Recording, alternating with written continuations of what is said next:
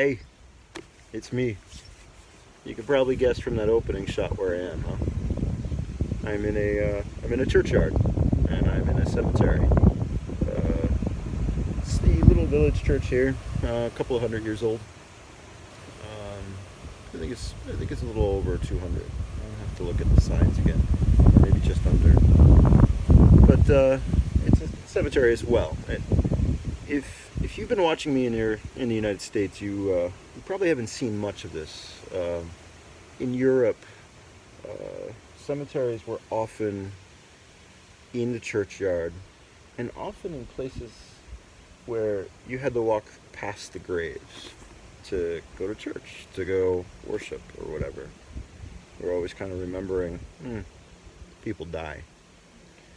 Uh, so, on this video series, I like to find sacred places, beautiful places to talk to you about things. And cemeteries are sacred places, even though it's not my religion. This is a Christian church, and I'm far from Christian.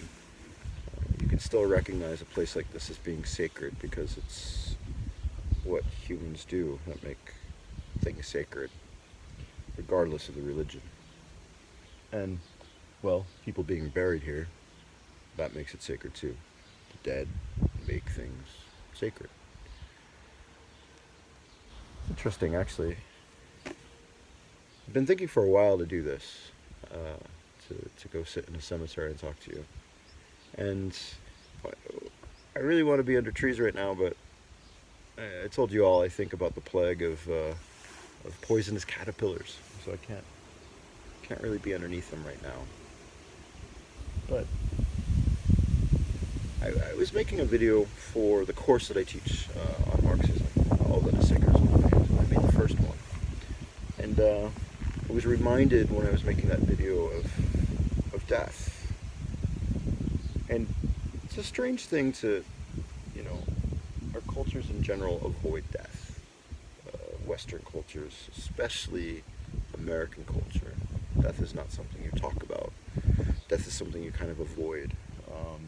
Maybe perhaps some of you right now think it's a little on the morbid side for me to be sitting in a cemetery, in a graveyard. You know, by morbid meaning related to death, it's true. But things related to death are not bad things. It's something that happens to every one of us. It's happened millions and millions and millions and millions of times to millions and millions and millions of people. We're actually up in the billions, I'm pretty sure. It'll happen to me. It'll happen to you. It'll happen to everything.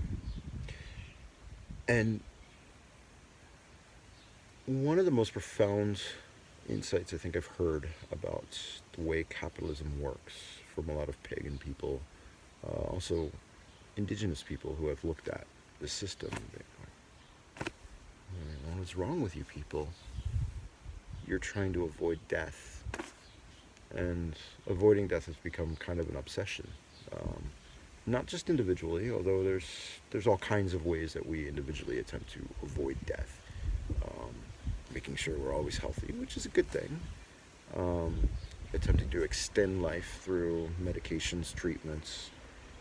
There's the what is it called, the Methuselah movement or something like that. It's part of transhumanism where, people are spending absurd amounts of money. Elon Musk is actually part of this, spending absurd amounts of money to try to research a way to prolong the lives of human beings indefinitely. Pretty sure Elon Musk is one of the, or was it the guy from PayPal? One of the two. They inject themselves with blood from younger people. It's kind of treatment. The idea is, young blood from a teenager, whatever is, it's young. So therefore, you'll get young. Avoid aging. I seem to remember there was a Comtesse, Countess Bathory, who did something the same way. She didn't actually drink the blood. She bathed in the blood of young virgin women, thinking it would make her young. And all of the vampire stories, they're all based on the same idea, avoiding death by taking life from others. I bring all that up because we, our society, our civilization, as it were, is dying. The signs are everywhere for it. I've written a lot about this. Um, I could go into it right now on here, but I think if you're following me, you already have a pretty good idea that, yeah, this is what's happening. Empires crumbling around us. This kind of civilization is dying. And that's not the end. That's not the end of humans. That's just the end of a certain way of life. And right now, we're watching lots of governments, lots of rich people, lots of individuals, even poor people, fighting like hell to try to keep the system going. Trying to keep everybody alive, to keep this thing alive. Of course, civilization is not a one-to-one correlation with humans. I live in a civilization, but just because that civilization goes away doesn't mean that I'll go away too. There's a possibility of that, of course. Civilizations don't like to die quietly. When they crumble, they often turn in upon themselves. One of the reasons why we've seen such a massive rise in far right movements like fascism, etc.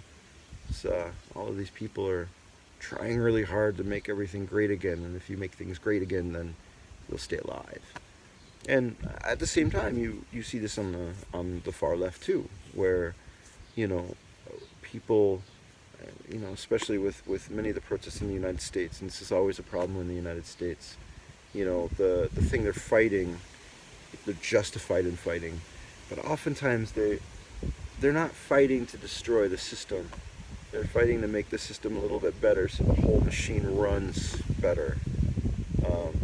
You can see that in divisions in the Occupy movement before, a lot of the anti-police brutality stuff right now. There's a massive division between people who say, hey, we need to tear down the whole thing because the whole thing needs to die, and other people who say, yeah, we just make police be better, and then we can kind of keep going with this. We're facing more and more and more crises like that, faster and faster and faster.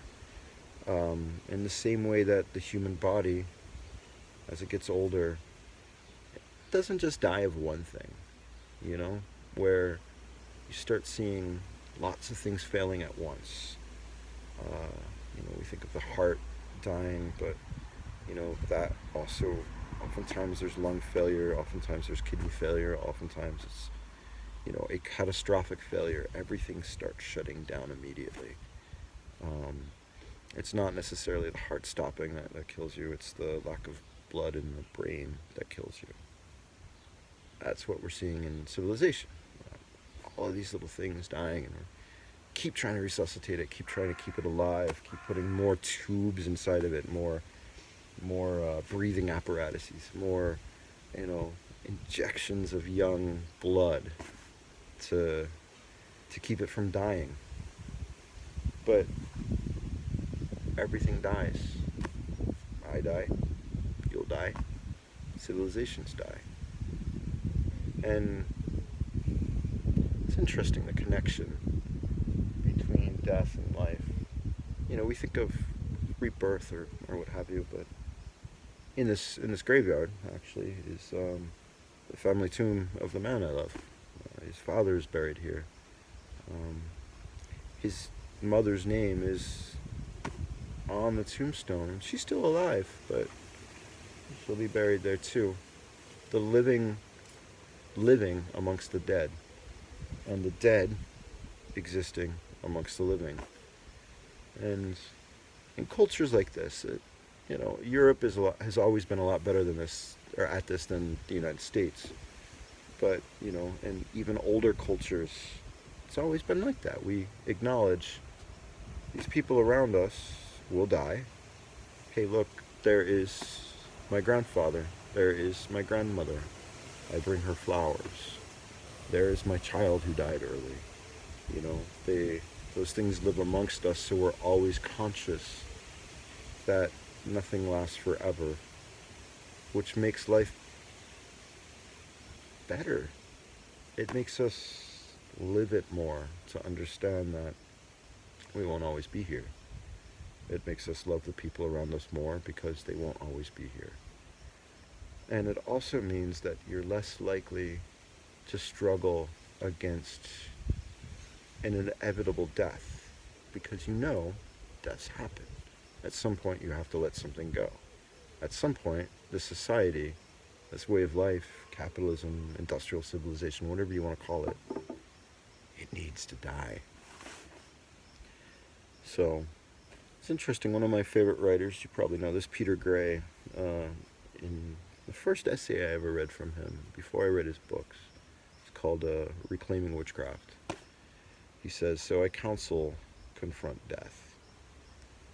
And that really started changing me.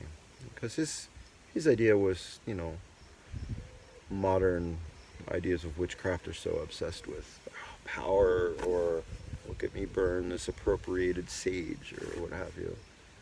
But a true witchcraft of fur and claw, as he called it, is a witchcraft of death. A witchcraft that understands we die. And sometimes we need to help things die. We need to help their passing. And sometimes, once in a while, push them over the edge, which is the revolutionary position right now as far as the civilization. We don't have to do much pushing. Mostly, we have to stop holding it up. The way of looking at that is when you have a family member with terminal illness. My grandfather had a do not resuscitate order. He told my grandmother and the rest of the family, no, if I die, if I am about to die, please don't bring me back. Just let me die. And at the last minute, my grandmother, it wasn't a legal document. At the last minute, my grandmother said, no, I want him on life support. I want to keep him around just in case he can come back. And that made things even harder for everyone when he died. Everyone knew, but no, he said no, and it was pretty clear he was going to die. But at last minute, you can't blame her. She wanted to keep him alive. That's kind of what we're all doing with capitalism right now, trying to keep things alive. Like, oh, no, but I like this part of it. Maybe we can still have crazy amounts of energy usage. But if we switch them from coal and fossil fuels to hydroelectric and solar, we can still get bigger and bigger and bigger and keep having more. But we can't. But we keep trying anyway. And that's where we are now. So as I said, we don't necessarily have to push anything over the edge. We just have to stop trying to keep it plugged in. To watch the inevitability of its death and say, I'm going to let it die. And what comes after is probably going to be really, really, really, really, really much better than this. I can't imagine anything worse. Maybe it could get worse, but we'll never find out until this thing dies. So, as I said in the words of Peter Gray, I counsel, confront death. Things like this, going to a graveyard, sitting with the dead. That's one way of doing it. There are other ways. Gardening. Gardening is one of the easiest ways. If you don't want to go to a cemetery, but you want to understand death, have a garden. Understand the cycles where spring is pretty exciting and then summer is intense and everything is growing and you can't keep up, and then autumn stuff stops growing so much and you're harvesting what's left, and then suddenly winter comes and all of your work, everything you did, starts dying. And it has to, in order for you to do it again. So you can do a graveyard, you can do a garden. Compost piles are great too. In a compost pile, you take all of the things that are dead and you put them together and you stir it constantly, and suddenly you have this thing that you can put in the ground and it'll make everything grow. And then you get to see what happens after death, which is more life. So, anyway, hope you enjoyed this week's video. Yeah, be well, live well, and let what needs to die die.